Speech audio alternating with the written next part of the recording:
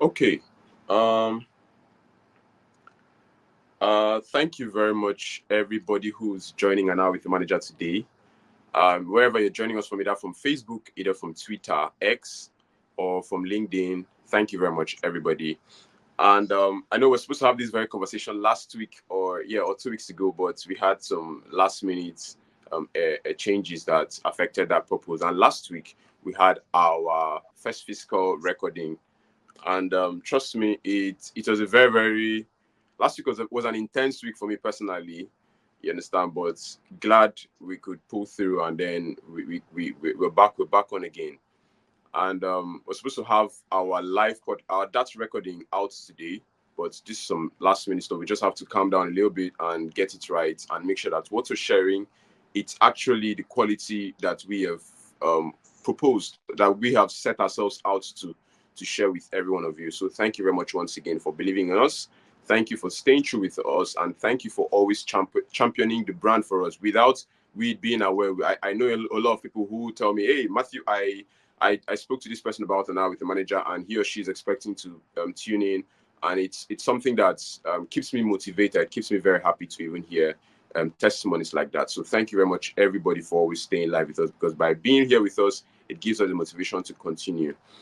So today on an hour with the manager podcast, we have a very special guest here in our midst.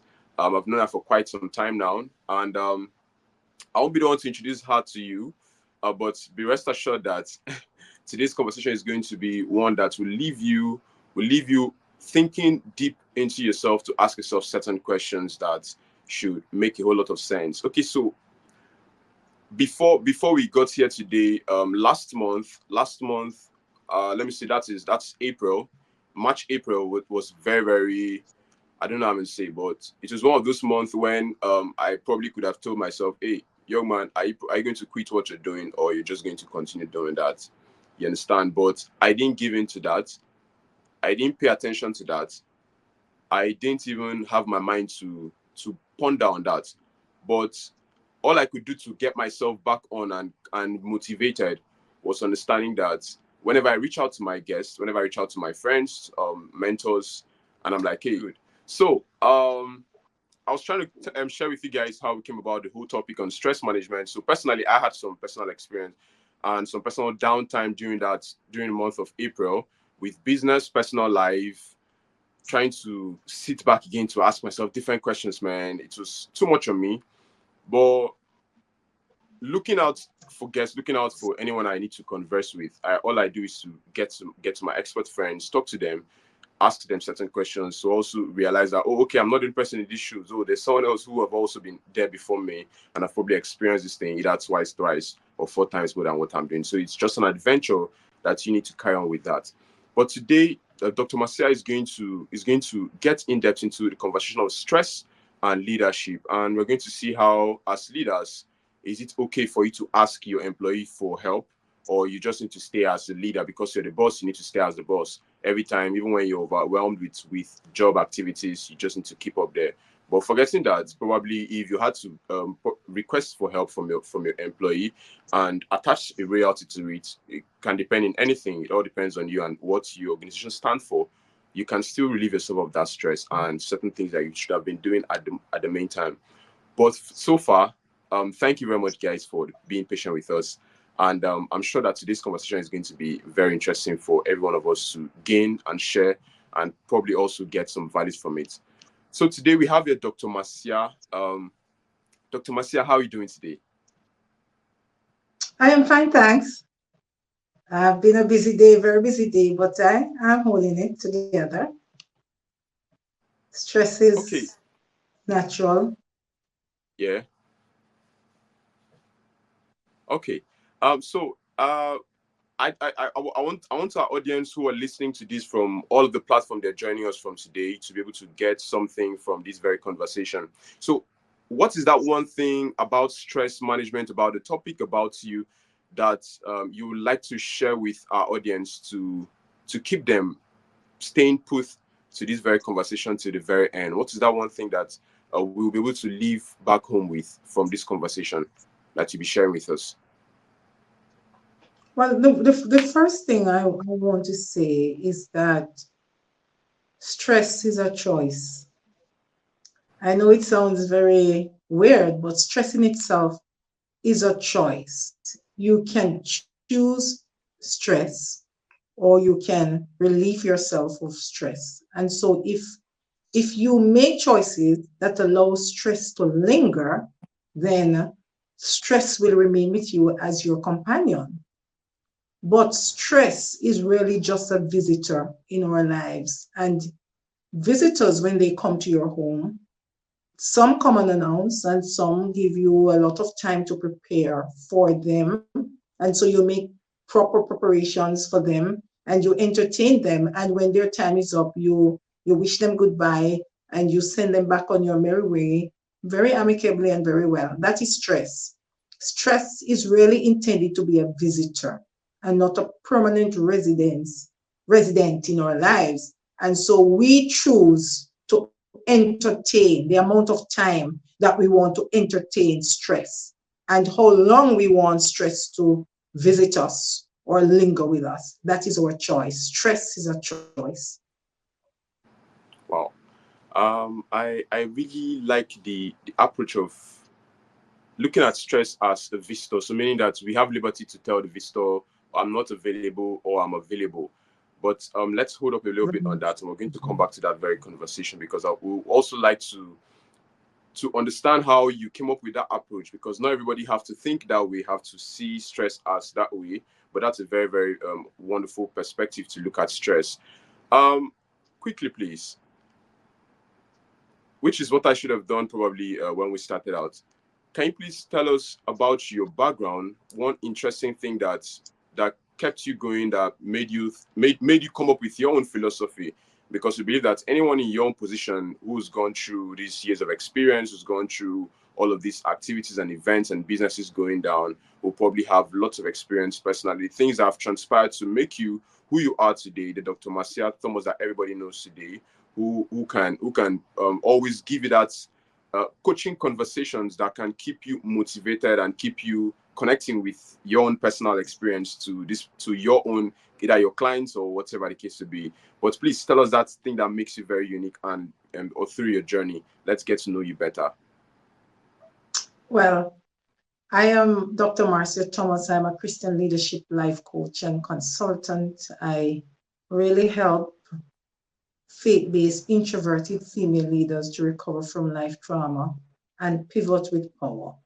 So I really focus on how we can eliminate certain levels of stress that is caused from the different experiences that we have. And some are persistent and some are life threatening and some are just occurrences that make us uncomfortable or make us feel threatened. Whatever category it falls into, it can be very stressful for each individual because your stress level is at a different level. And so as I advanced as a leader and moved up to my organization and started managing an organization, I came to the conclusion that stress and leadership has a symbiotic relationship because leadership roles carry with it a certain amount of stress. And one of the things that make leadership so stressful is that leaders in themselves become everything to all persons in the organization because the buck stops with them and they are the ultimate decision makers, they are the ultimate power brokers, and they are the ultimate crisis managers because everybody looks to them for the cue in all of those instances. And in my jurisdiction, we are told that you are the final accountable officer. And so, even when you give others in your organization responsibility, even when you have your middle managers out there and your training and so on, any mistake that they make comes across as your mistake, and you have to embrace it as your sheer power. In that regard, I found that if you do not put what is urgent into that slot, what is an emergency into that slot, and what is important in that slot, you hardly find time to settle down to even thinking a good thought. And so that can add a great deal to your stress level. And if you do not put it in the right space, then you find that you become overwhelmed. And some persons and some leaders find themselves experiencing what we call a burnout because of the chronic stress, the persistent and constant demands that are made on you in your family. And I'm really referring to female leaders in your community and in your workspace. So, personally and professionally, you can experience an overwhelming level of stress and burnout when it becomes chronic. And so you now have to look at, as I said before, what is urgent, what is priority, and what is really important.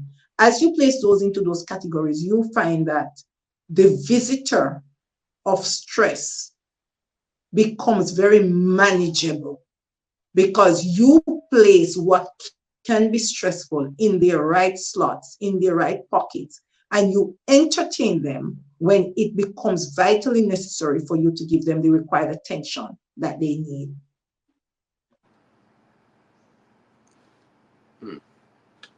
Um, Dr. Marcia, I don't know how, I first I mean to say I don't know your reasons behind becoming a female leader or a woman leader for the women's voice. But right now, in having this conversation with you, I think I'm beginning to connect with that, and I'm seeing your perspective as that which every other person needs to also hear this and get to know, because most times as leaders we often think that we are jack of all trades. Yes, we want to put ourselves there, want to make everything right, put everything as it should be, and we forget that when we get stressed, when we want to try to carry everything along, make sure everything is in place, we realize that it extends to every other person around us. It's not just within us, like what you said. Talking about you trying to carry up everything, and it ends up you finding yourself in burnout. You find yourself being burned out. You find yourself not being stable. You find yourself not giving 100 to what you're doing. And we have a lot of leaders out there who are also experiencing this, because I've had a fair share of that, and I know I know how stress itself can change so many things around for you if you don't follow it up the right way. But I want to ask, why do you think leaders do it that way? Or is it, are they not supposed to, probably, maybe if you have lots of activities going on within a certain period? Let's take, for instance, when I had to battle up with family stuff, had to battle up with work and business and everything. And I'm like, okay, should I have this conversation with my team members and tell them what is going on? On the second thoughts, okay, just a little bit of what is going on. Maybe I might probably tell them, oh, okay, I'm not 100% at this time, but you guys should understand with me. But we're going to move as we should move slowly. Or I just bottle it up as I do and just sit back again. Because when everything kind of calmed down, I had to sit back again and ask myself, we're not supposed to share with them, at least so that they can be aware and understand that you're also human and you're not a robot? Why do you think leaders actually find themselves in that space? Well, for one, I know for a fact that as an introverted leader for myself, a female leader, I find it very difficult to be vulnerable. And part of that reason is because in my family, they are very strong persons, and you're expected to be strong, and you're expected to deal with issues and challenges as really things that occur in life. And so it is very hard for an introverted leader who is very private and who is a deep thinker, and for leaders in general who people depend on to be strong and to keep the organization going and to keep it vibrant and to keep it productive and to keep it efficient, to actually not show up in that way. And so that is the first thing that works against leaders in general, the responsibility and expectations from stakeholders and from persons who look up to you for leadership and who feel that you have the answers. The next issue can be if you are a private introverted leader who believes prefers to keep your sanity in your mind in a way where you protect yourself by building an armor that you use to protect you from slights, from feeling like you're an imposter, from feeling as if you're a failure, from feeling as if you're disappointing your team members who keep looking up to you. So it's very hard to be vulnerable when you are expected to have the answers and to be strong and out there all the time. So those are two reasons why leaders tend to find themselves entertaining stress as a permanent resident instead of being a visitor. The next thing that we find is that we have been schooled, and that is one of the misconceptions of leadership, that we as leaders must not be vulnerable. We are not to show people that we are hurting ourselves and that we are overwhelmed or that we are just not managing at this time or that we need a break. That is one of the things that I call in my book, A Leader Like You, leadership speculation. The revelation of leadership shows that every leader is human, and burnout occurs when we forget that we are humans and pretend to be invincible for too long. We usually get burnt out. And so here we are at this point where stress must now be in our hands. We must be controlling stress. Stress is not supposed to be controlling us. And so one of the ways to control stress is to share your burden of responsibility and the weight of your responsibility with those who you lead and who you guide. There is the misconception that when you become vulnerable, when you say, I need a break, when you say, I need some help, when you say, I need some assistance, when you say, I need some support, that your team members, you lose clout in the eyes of your team members, or you lose your authority.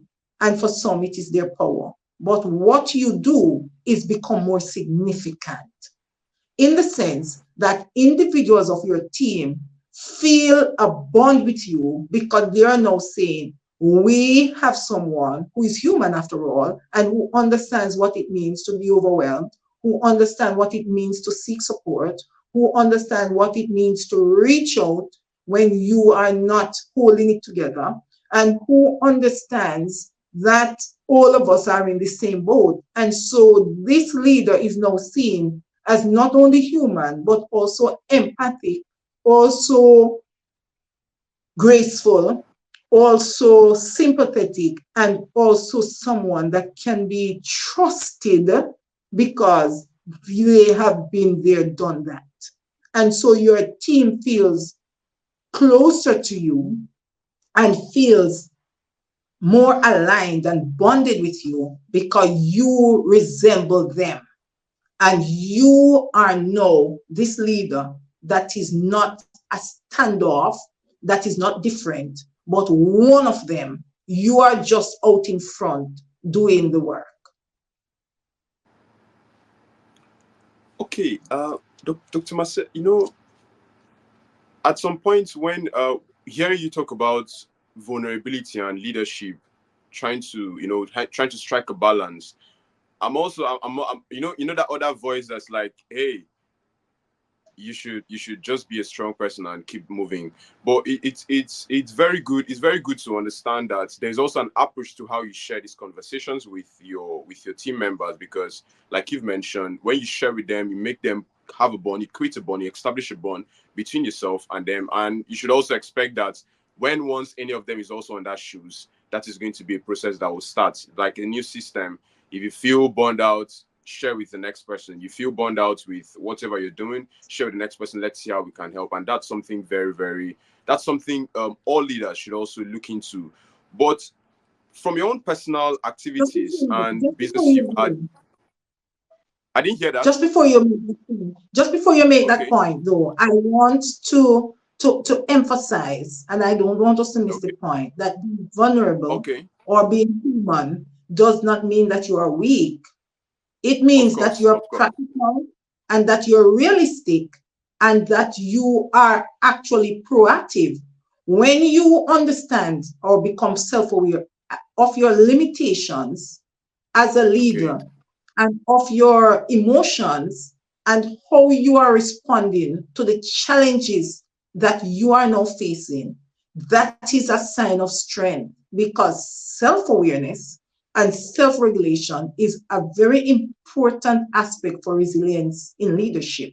And so, when those challenges come upon you, when you become overwhelmed, because that's what stress does, when you become distracted, because you are navigating and juggling so many things. When you are aware of that and you take the measures to make the necessary adjustment and adapt to your situation and navigate the outcomes, then that is a sign of strength and not a sign of weakness.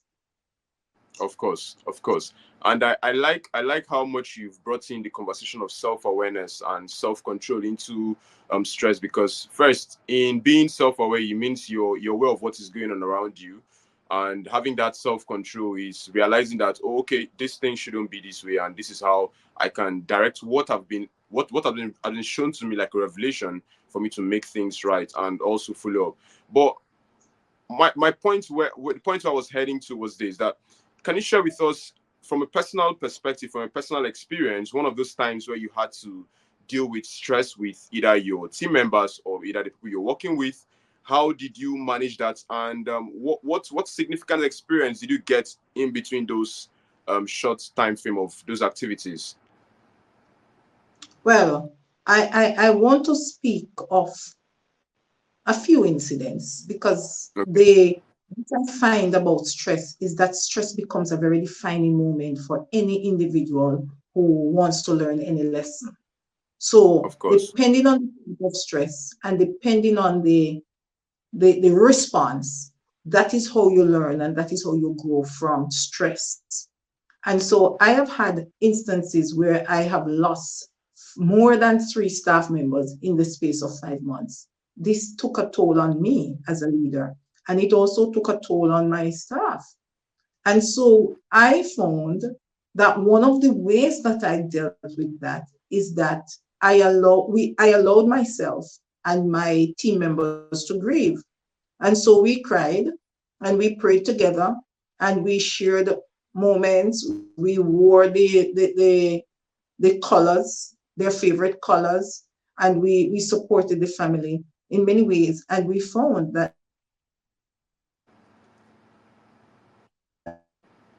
that helped to alleviate the stress and we engaged everyone in the process. And when we were replacing, we made sure that we engaged everyone in the process so that those who were coming into the institution would have been welcomed and would have been able to bond with the persons that are there. So we actually looked at a particular type of personality, a particular type of skill sets, and so on.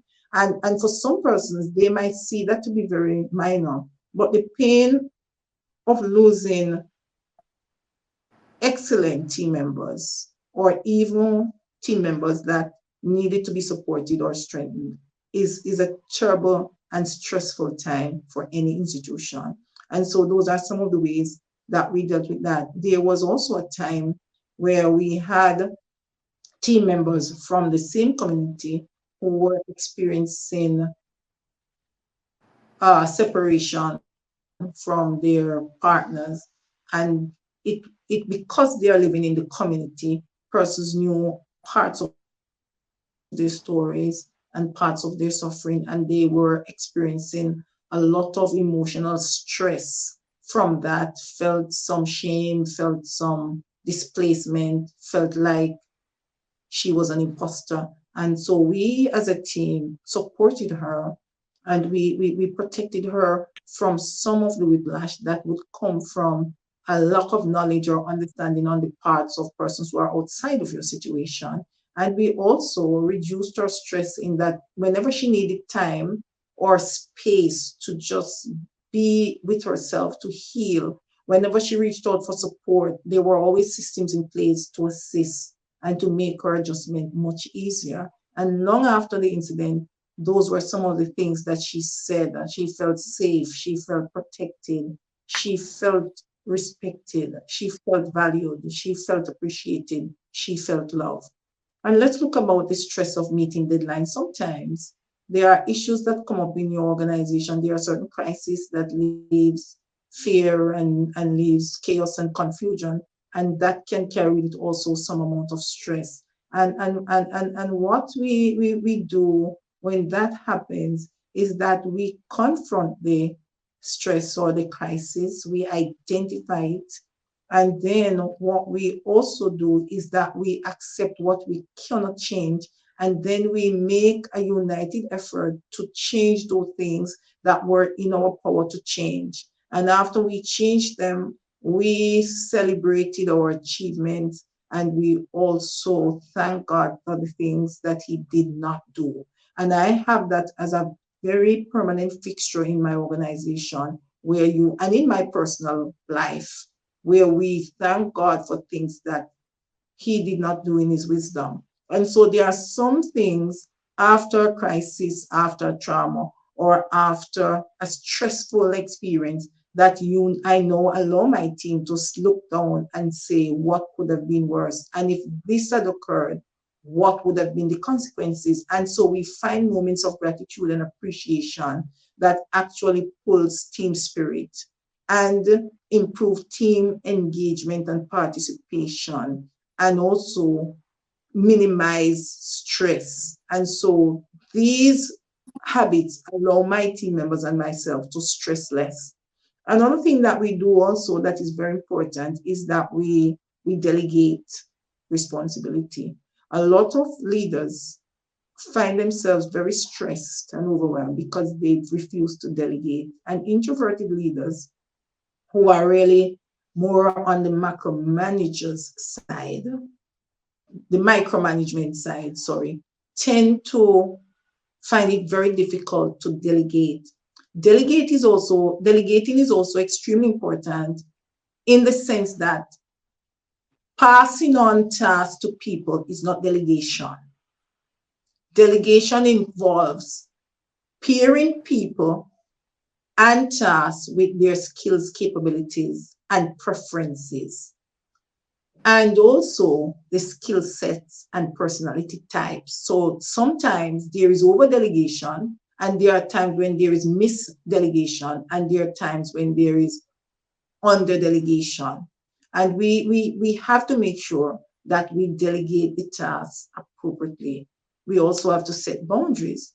When we are leadership in itself is stressful. And so you have to set the boundaries that are required to keep you focused and make you and allow you to pace your duties and your deadlines. So if you're dealing with persons who are procrastinators, and if you're a proactive leader in your organization, you will be able to understand those persons who linger on their tasks, and who those who do much better working at the last minute. And ironic as it is, there are some persons who do much better when they are hard pressed to achieve. And there are some persons who do very well with competition and find it not as stressful as some other persons who find competition very stressful, find last minute very stressful, and so on. So stress in itself is relative, and it is actually different for different people, and person stress levels are different. But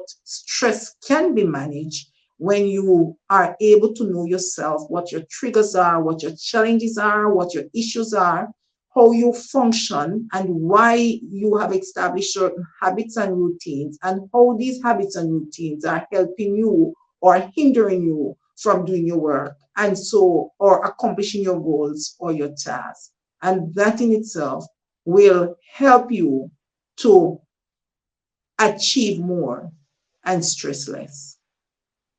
Uh, while you were sharing the experience with your team members, I was trying to imagine the level of bond that you've been able to establish with them, for them to be able to share personal conversations with yourself, with every other person. That's time where you have to, either you lost a team member, and that can be very painful. That can be extremely painful. And if you're not careful, it demotivates a lot of people. and not everybody knows how to control things like that. So when you get to that certain point, it's like falling on bad health. You understand? So it's the whole journey is amazing, seeing how you've been able to build your team members to be confident enough to share these things. Because it's one thing to realize that I'm feeling stressed. It's one thing to realize that I'm feeling overwhelmed, that I have too much tasks and activities to do. It's another thing to still have the confidence to share it to my boss and tell the person that, oh, hey boss, please, this is what I'm going on, this is what I'm going through, or this is what's going through in my life currently, and this is why I'm not being able to deliver on this.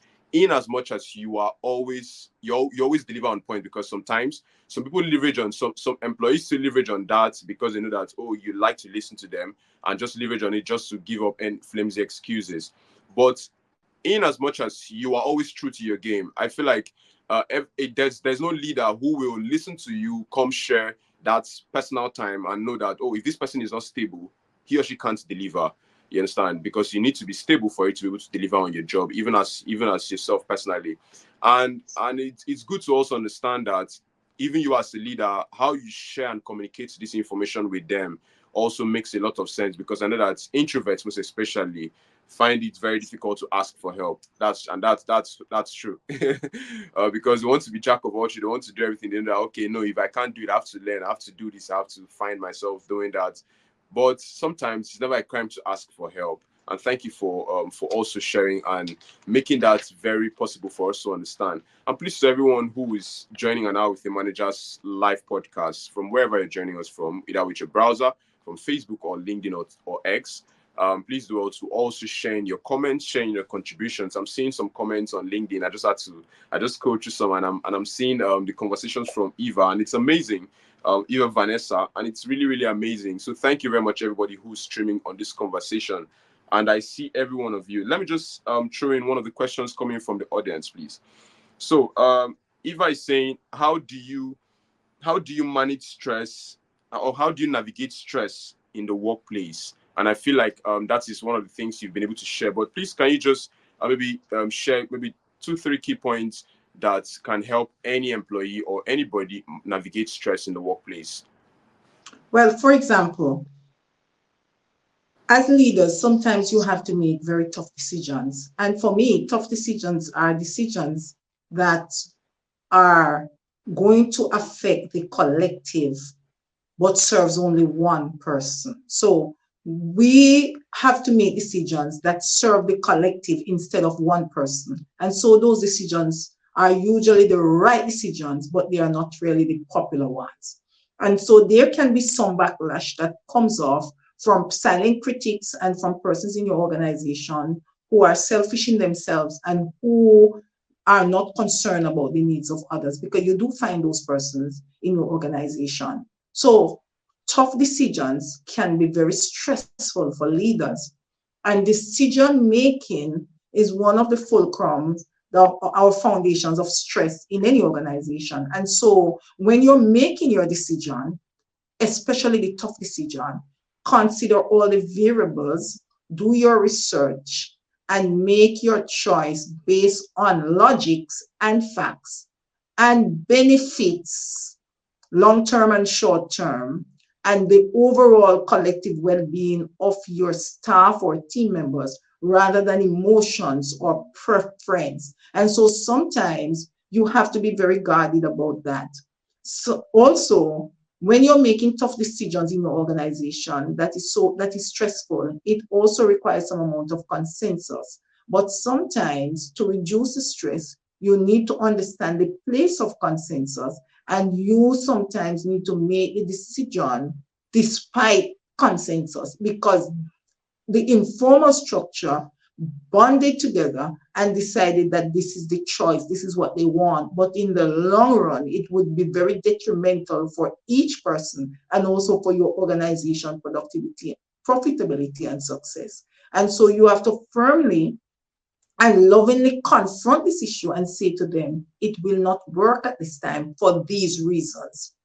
Another thing that helps you to navigate stress in the workplace is leading by example. What you do not want, you do not give. And you must treat people the way that you want them to be treated, you want to be treated was the position reversed. So I always say engage with grace. How do you engage with grace? You maintain the dignity of the next person. You always ensure that the dignity of the other person is preserved. And so as you navigate stress, you also want to ensure that you pace your tasks, that you seek support when you need support, and that you build your resilience through harnessing your strengths and superpower and being very open and adaptable and flexible to change. And those things that you cannot change, you leave alone.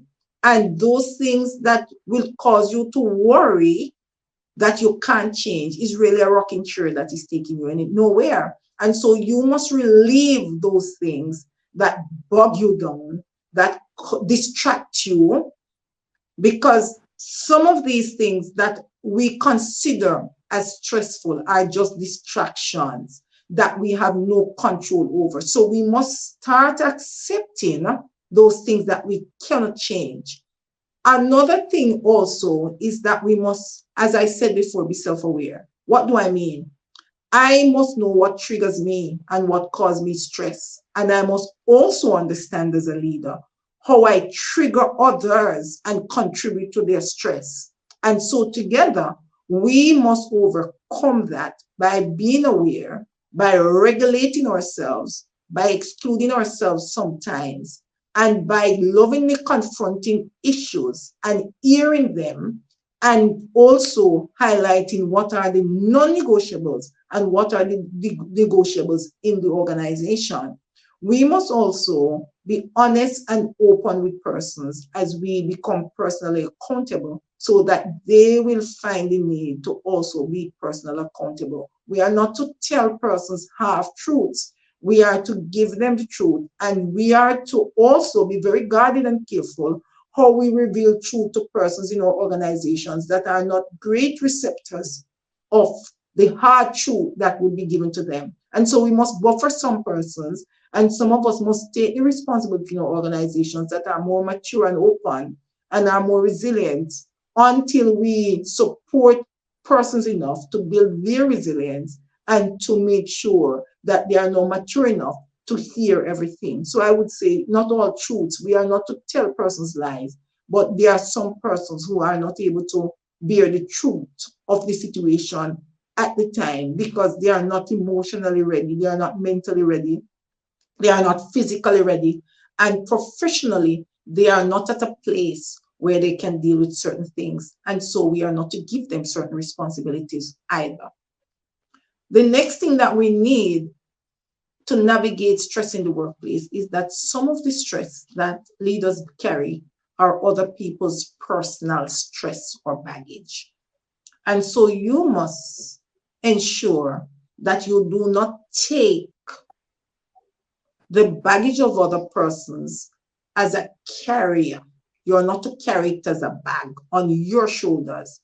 You must But hold up, entertain. doctor. Sorry, let me just point out to something. How do you control that when these guys you communicate to them every day?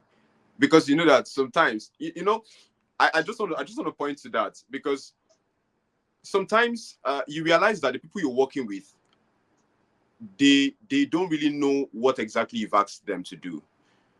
Some projects have kind of managed. There's some team members where I have to be a coach for them first. I have to come out as a coach for them first before as a manager, in the sense that I have to help them, let them understand where they are and what is going on at that time being, and then I'll walk them through the job that is required of them to do and how they should do it, even after we had a long 1-2 hours meeting.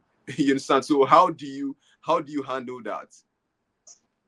All right. So I was about to answer that question, and I'm happy it was raised because what you have highlighted is also another misconception of leadership.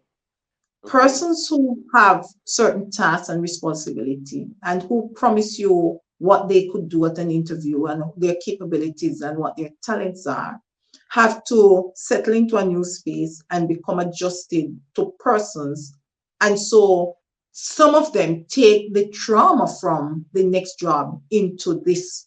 present workplace. And so if they had a trust issue where they were coming from, they are likely to carry this trust issue into the job. So sometimes it's not capability so much that is their issue, it's the emotional baggage that they take with them from the next job, the competitive nature that the other job had as against this now supportive environment.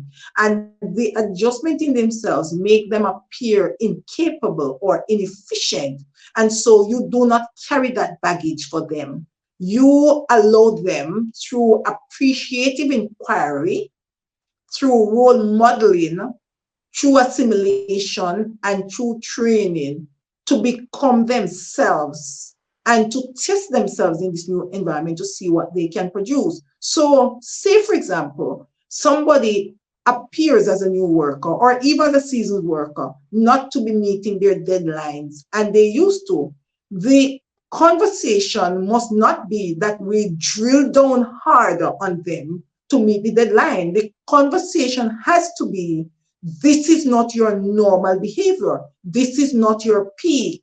And what is it that is affecting you? What is the issue? And how can I support you? And you have to understand that if in the adjusting and in the period required to support them, there are deadlines to meet, then you engage them in who they would like to pick up the slack. Because sometimes they will say to you, I would prefer if Paul assist me at this time as I take my time, because Paul understands my mission, understands how I work, and represents what I represent. Sometimes, as I said before, in the delegating, we give the wrong adjusting, we give the wrong support, responsibility to the person that should not have had it. And so that is part of the problem. Let me Having a understand long this. conversation with. Hello, can you hear me, doctor? Sorry, please. I'm not trying to cut your ball. Yes, I'm hearing you. Your I'm hearing context you. right now. Okay, yes, your context right now is actually looking at big organizations. What about those small teams where you have just 3, 4, 5 persons or 10 persons who probably your own business is your business, your role is a role. You're not extending it because everybody's experience is quite different. How do you handle that in such space? One thing you have to do is meet. And so your meeting in small groups must be more vibrant and must be very intentional and must be scheduled. So if it is that every Thursday I take the time to remind persons of my vision, to remind them of the objectives and goals of my organization, and to hear from them how they are navigating these goals and challenges and objectives, how they feel that they fit, what is their value take, what are the ways in which they think they need to contribute more, and what are the challenges and concerns that they have, and make it an open and non-judgmental setting, then a lot is reaped from those types of exchange. And so you may want to call it your circle time or your bonding time or your revelation time or your assessment or evaluation time, whatever you want to call it. And it must be that it is a setting in which persons feel supported and not attacked. They feel appreciated and affirmed and not maligned. They feel that they can change their I can'ts to I can. They feel that they're understanding your dream and your plans and your goals for your organization a little more. And so you have to be very guarded and careful in the types of questions you ask, the type of responses you give, and the fact that you are looking more at drilling down into meeting your goals and objectives rather than hearing from persons how they are interpreting and how they are understanding their role in your organization and the direction in which you want to go. if you have to have these meetings to keep reminding people or to keep this image in front of them, then that is also good, because the repetition deepens impression.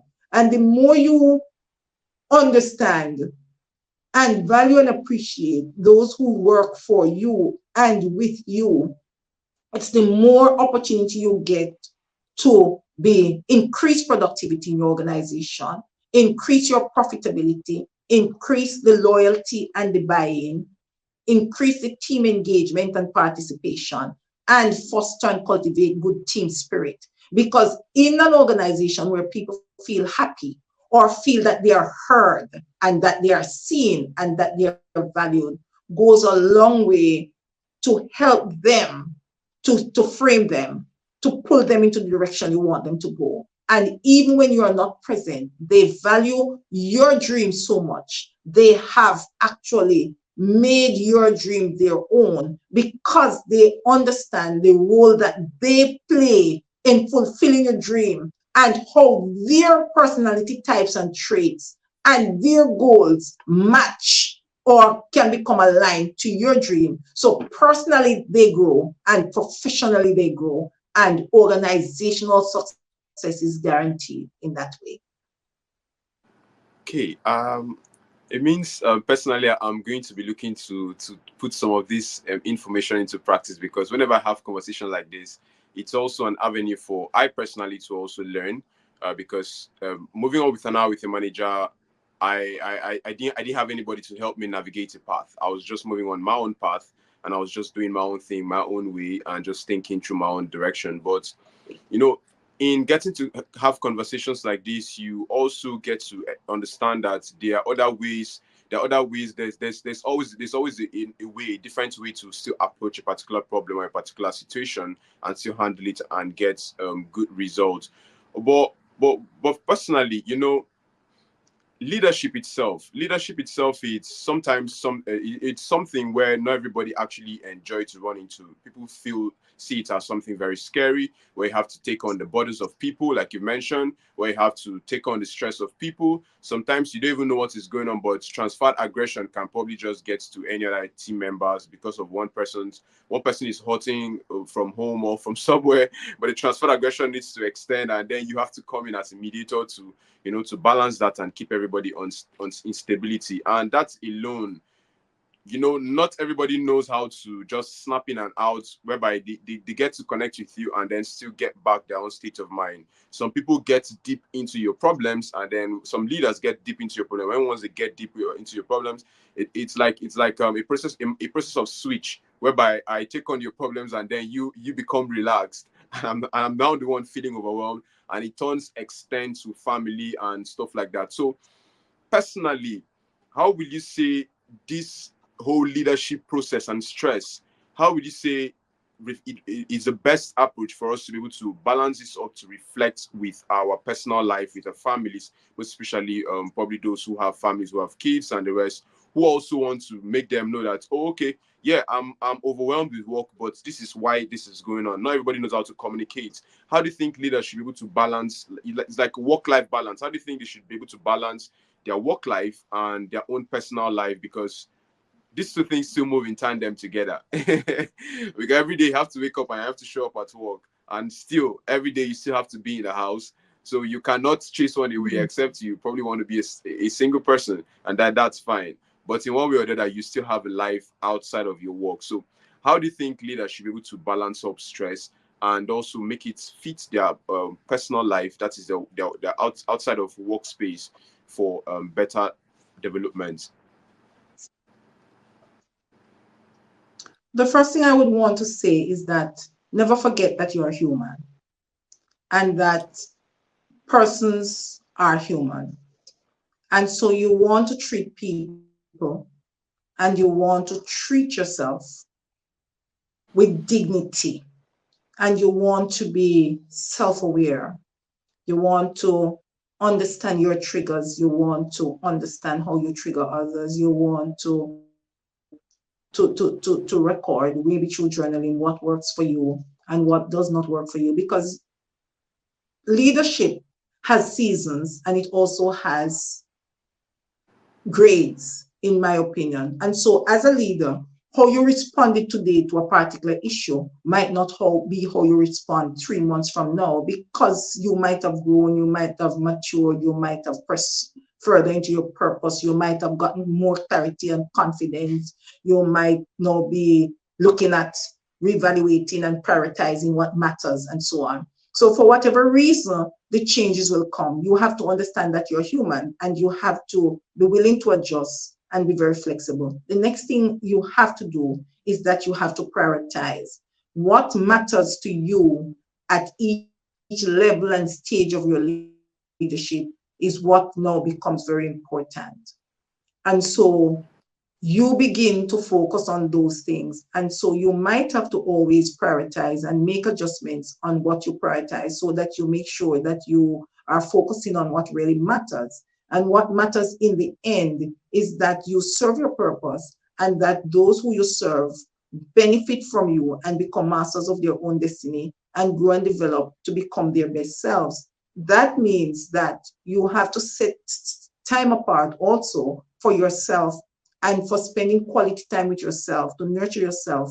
And to spend quality time with yourself often includes persons who have families, spending quality time with your families, because that is what gives you some amount of joy and happiness. So you must do the things that make you happy. You must make sure that you do not miss your doctor's appointments, that you do not miss anniversaries, that you don't miss your children's special occasions or birthdays, and so on. And so you want to put that in context, and you have to find ways to make sure that you merge these things. The next thing that you want to also do is that you want to set boundaries. What do I mean by setting boundaries?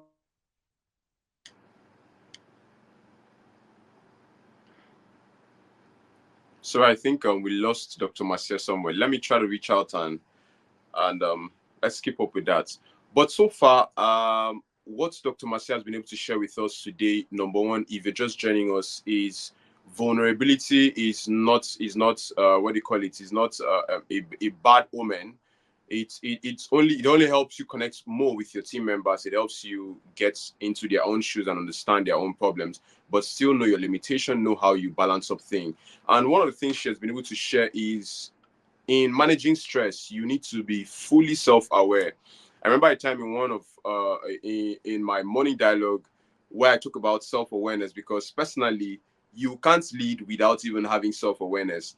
And in even hosting sessions like this, in hosting conversations like this, it gives room for you to pay attention to yourself, to listen to yourself, to know those things that makes you happy, to know those things that makes you sad, to know those things that keeps you motivated, to know if it's drinking excessive water makes you feel very strong or energetic, or drinking less water makes you feel energetic, or if you're the kind of person who is always very proactive during the day or at night, and then you know your time zone, you know how you work on your shift.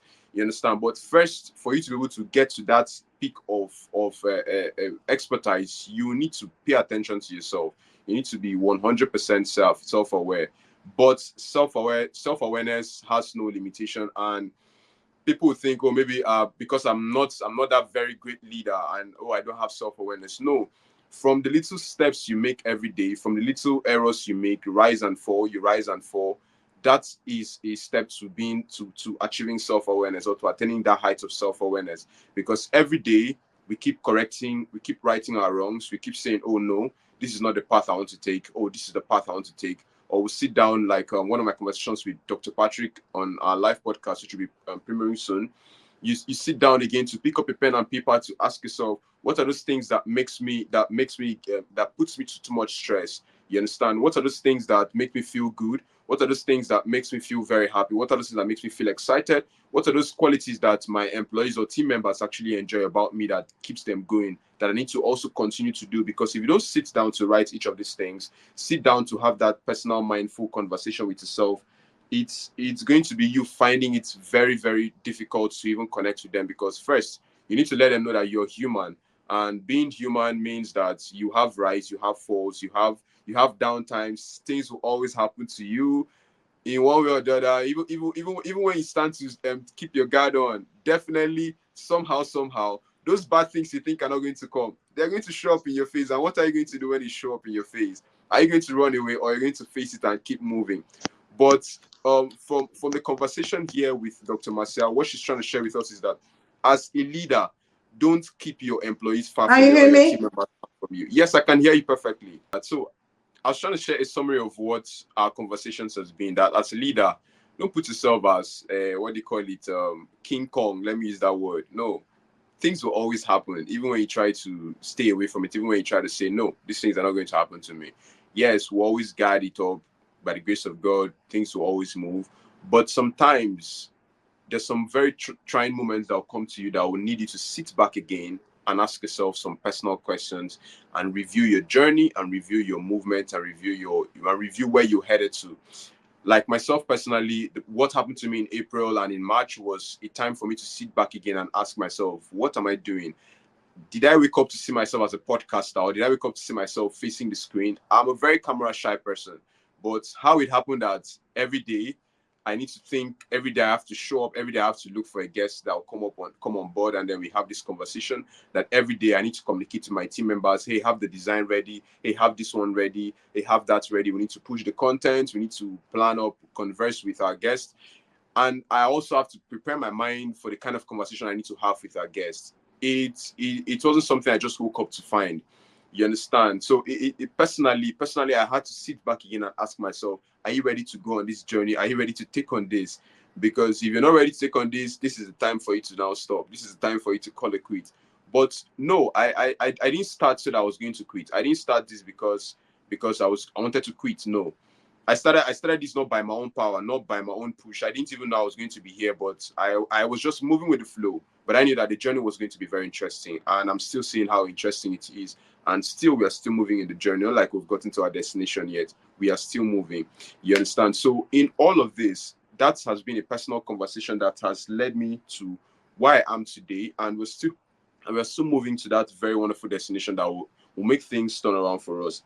And personally, please, while you're listening to this very conversation, please do us a favor to subscribe to our YouTube channel, because we're trying to make sure that we have quality information in that YouTube channel as much as possible. Just search for An Hour with Your Manager, and then you'll be able to find us on YouTube. Click on the subscribe button and let's know that you are always there with us at every point in time. That was actually my next point on how leaders can prepare themselves. I deal with navigate stress. I was about to say that you must also be Yeah, prepared for the unexpected. Must always be prepared for the unexpected. And you must always try to manage your time also.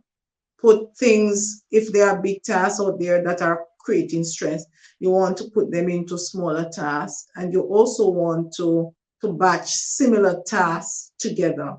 And so you want to attempt those that are easier first, that you are manageable for you, and that fits and sets itself into your capabilities, so that you get the confidence and you get the impetus to attempt the more difficult tasks, because you send a message to yourself that you are in fact quite capable, and so on, when you do what you can do first.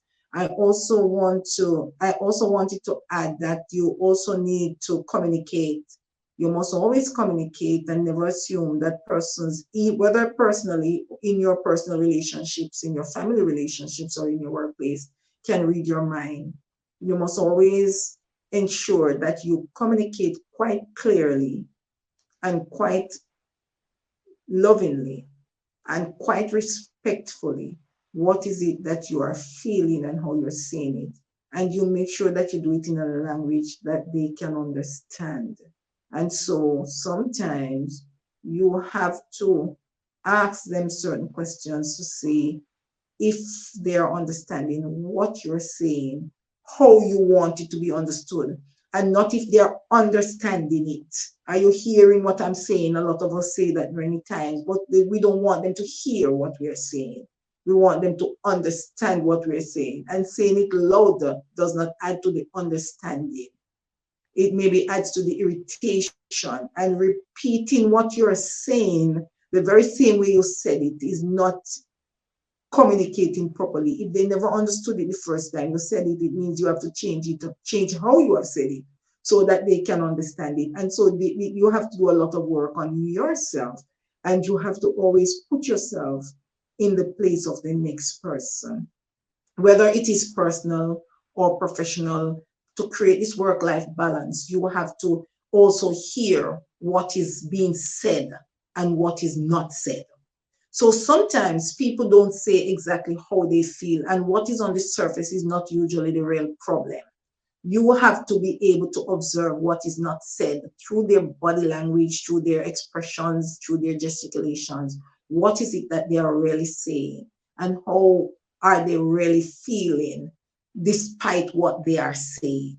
And so you want to be able to be very observant. And I say active listening means that you look and you hear and you see what is there and not what you want to see.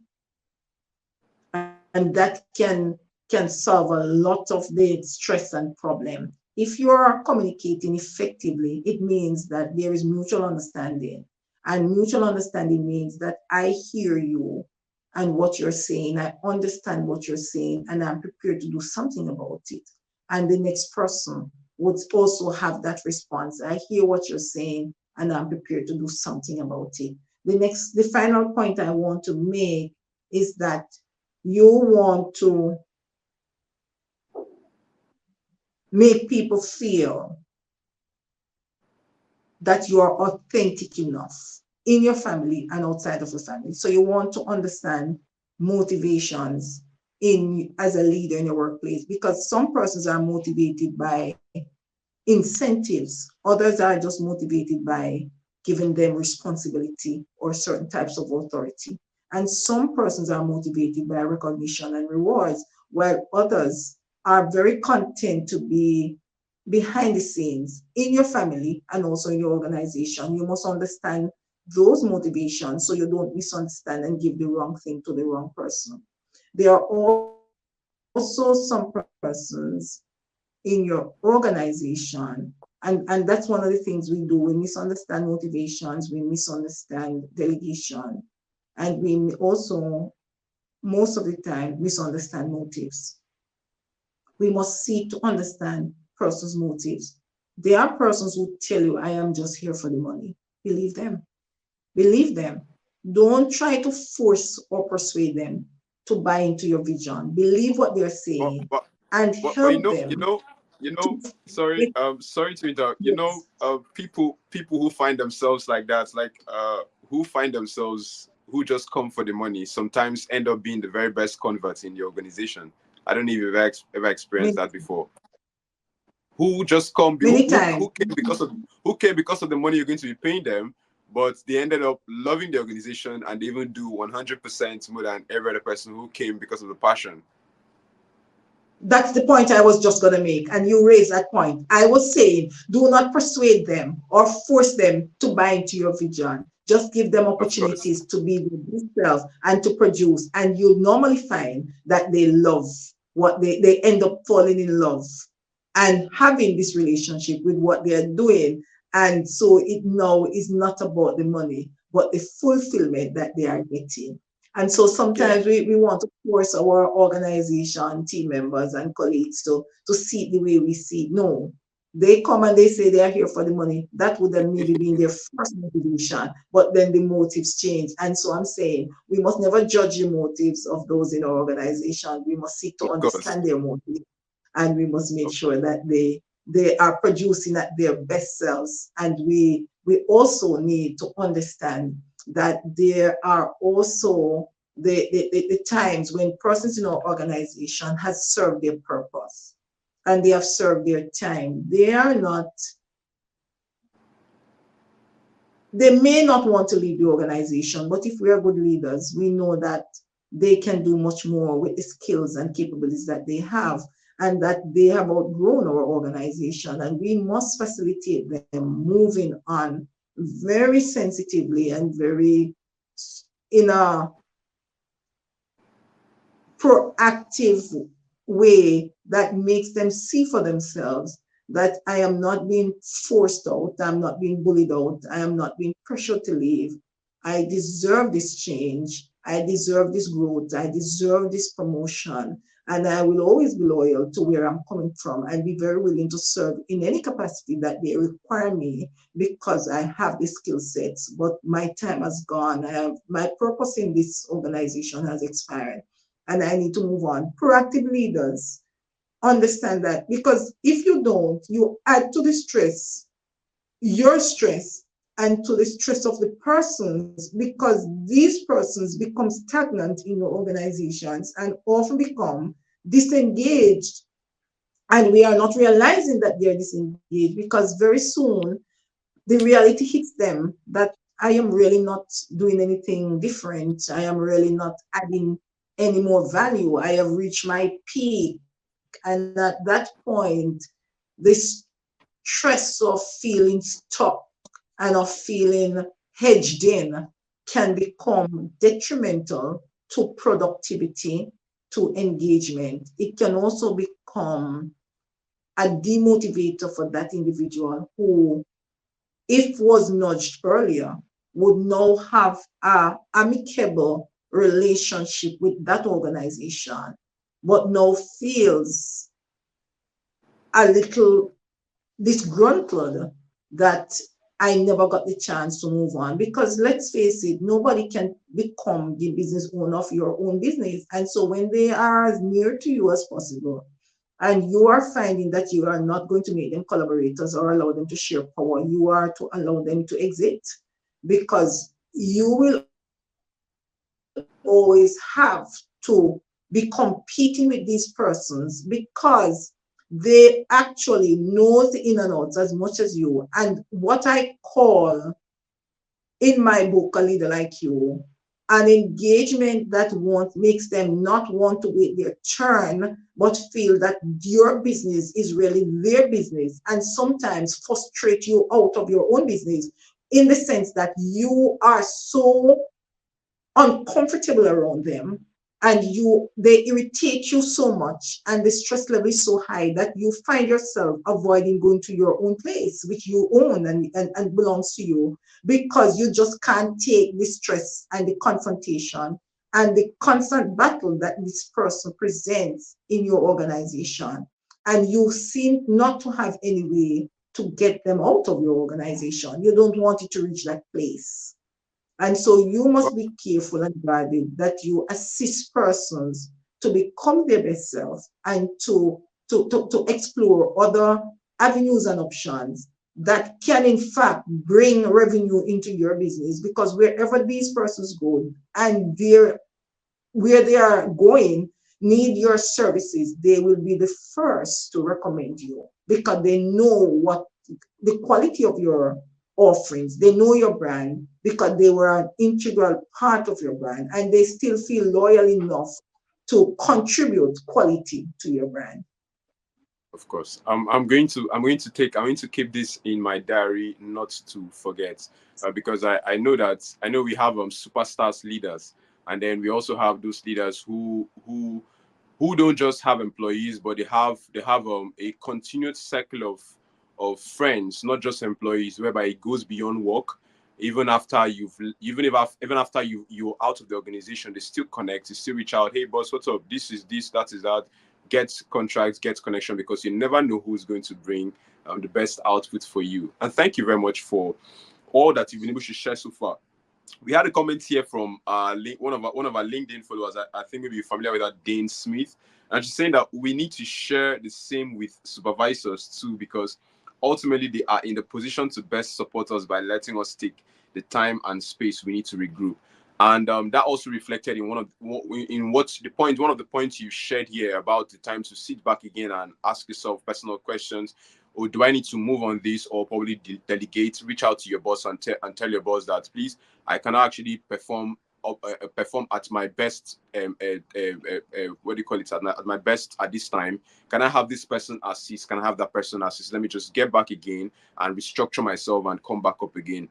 So in total, the whole conversation on stress management is a never-ending conversation. It has a lot of linking with work-life balance. It has a lot of linking with self-awareness. It has a lot of linking with mindfulness.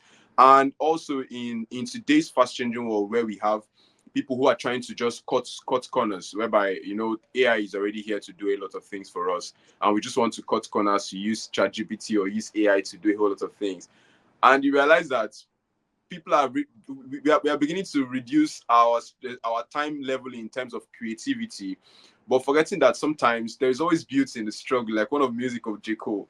Yes, it might be stressful at the initial stage, but in understanding a system, you get used to the system, and then the stress reduces. Because if you don't understand the system at first, that's when you find yourself being stressed in wherever you are, either as a leader or as an employee. I believe so, right, Doctor? But Yes. when And but when you get continuous learning. what? I'm saying continuous learning is extremely Yeah, important to reduce of stress in any course, organization, of because course. in this competitive industrial workplace and marketplace of, we understand that things change and they constantly change, and we must one of the mindful and proactive decisions of any team member, of any manager, of any leader, of any worker or career professional is to always stay abreast and sometime on top of any changes that are likely to come in the organization, any skills that are now needed, and must be able to reframe those skills and capabilities that you have to align them to what is and what is present. Because if we do not do that, then we will find ourselves being left behind. I wanted to make another point too that was a little slightly different. I'm going right back to what was said. Sometimes the nature of our jobs and the contracts that we have do not require us to take certain amount of leave. So those facilities are not built in, and persons sometimes cannot afford to go on no pay leave, even though it is well needed. What was suggested by that young miss is something that I think in organizations we can expand. And so there might be persons in our organizations that have certain calibers of roles and responsibilities and are not functioning because of the stress or the trauma or the crisis that they find themselves in. We must negotiate with them to find ways in which we can have them do what they are able to do at that time and still remain in the space, because sometimes they cannot leave the space because they will lose their jobs. There is also the flexible work hour where if we are owners of our own business and these persons have proven themselves to be very valuable to our organization, to be excellent workers, and to be loyal and committed, we can give them the flexibility to work from home. The idea of working from home within a certain period of time can be a challenge also. And let me explain what I mean. You might find that you have a very capable, very efficient, very loyal, excellent, top of the line worker who has a child who has met in an accident and who has to, the context has changed where the child has to be in bedridden for a certain period of time, and there are no resources to have the child have a caregiver, but the family members can assist during particular times of the week, maybe two times out of the week. So the other times, we would want to frame and reframe and adjust the tasks and responsibilities so that a lot of it can now be done at home. And we maybe want to have a system or a support system, let me say that, that can liaison physically and online with these persons to get the task done.